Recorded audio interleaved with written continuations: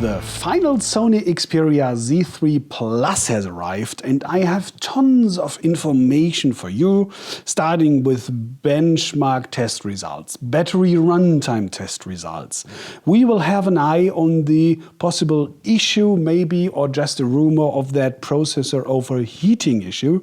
And we will do a game check while we're talking about all these things. And so I start immediately with Game-Bench. That's a tool while I'm running, for example, that Trigger 2 or like this one here, Asphalt 8. This makes a protocol of all the data, for example, like frames per second you see here in the upper left corner over there. So it's not for the game or like my driving challenges, just only to get a little power on the processor.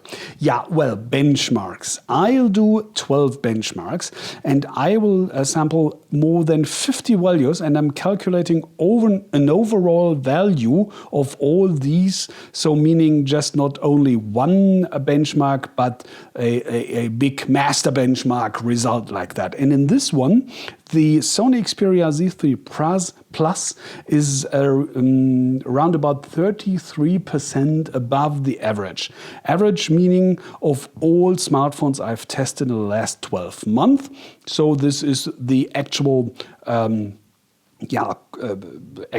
market presence. 33% above average, that's kind of a good result, of course, sure. But if you compare it to the HTC One M9, again, same Snapdragon 810 processor inside, that's at the moment residing 48% above the average. 48 instead of 33. So you see that Sony kind of, or it seems like at least, did something to avoid overheating or possible overheating problems of that Snapdragon 810 processor, maybe by, for example, dropping the clock rate at least a little bit, it seems like. Especially like on the benchmarks for Antutu, I did several runs and it started with around about 52,000 points, and after 4 or 5 runs of Antutu benchmark, I got down to 45,000 roundabout. So you really could see dropping the test results by getting warmer and warmer. So for the moment, this shall be enough. 2 minutes, I'm stopping over here and we can have a look onto the results that's captured by Game-Bench here in this performance. You see, median frames per second is 26. This is, yeah, kind of okay for this Asphalt 8. And to see some runs I did earlier with that Trigger 2, for example, here. For example, this one, 20 minutes I did over here. And you see this was when the device got a little bit warmer with 20 frames per second.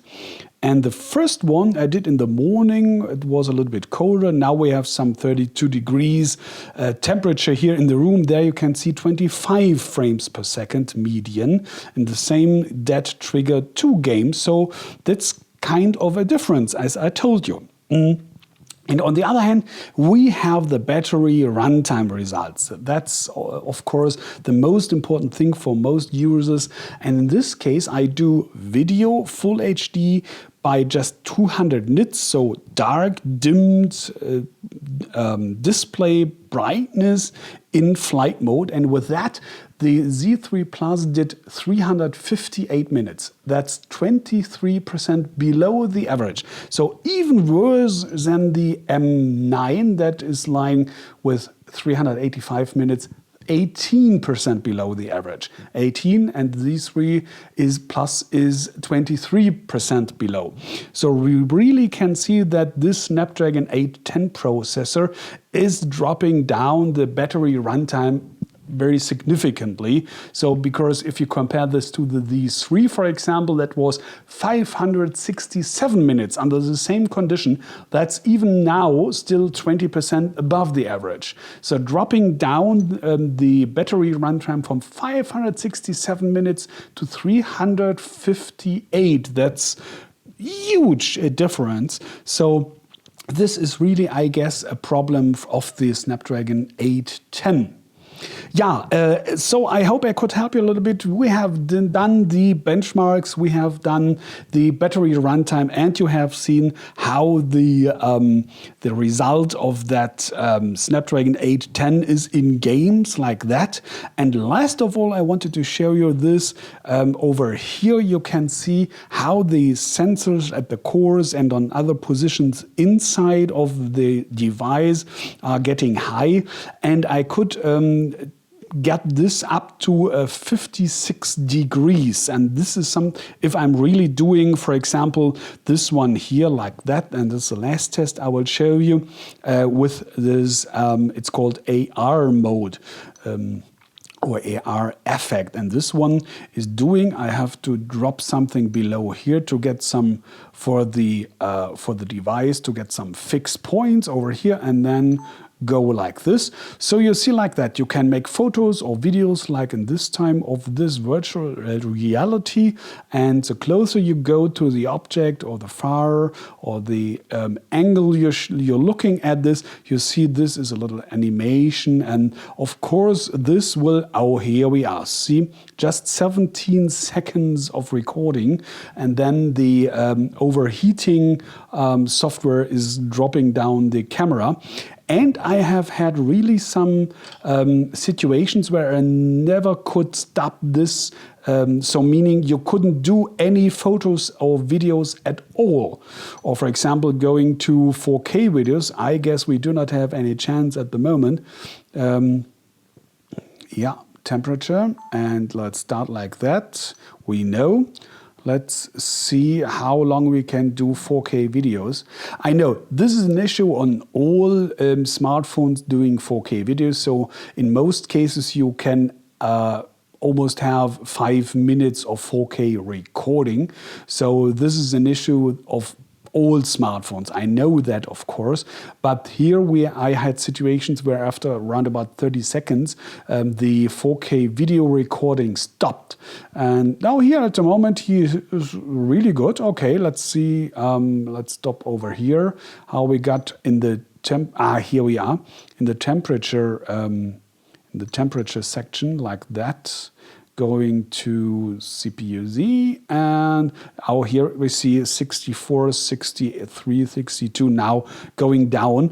And especially in these situations, you really can feel that the processor has to be resided somewhere here, because this is getting really hot. You can still have your fingers on. It's not like burning, but nevertheless, it's really, really getting hot after just some minutes of gaming and 4K videos.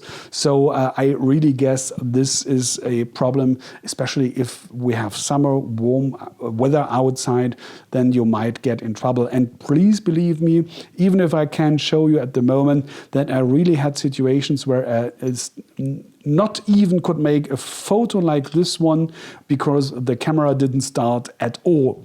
So this would have been a better decision to have another processor inside, I guess. But now you know, and now you can decide by yourself. But if I were you, I would stick to these three at the moment. That's way longer with the battery runtime and way cheaper at the moment. I hope I could help you a little bit. Thanks for watching, and please be so kind to recommend my channel and to subscribe to it. Thanks for that in advance, and take care. Bye.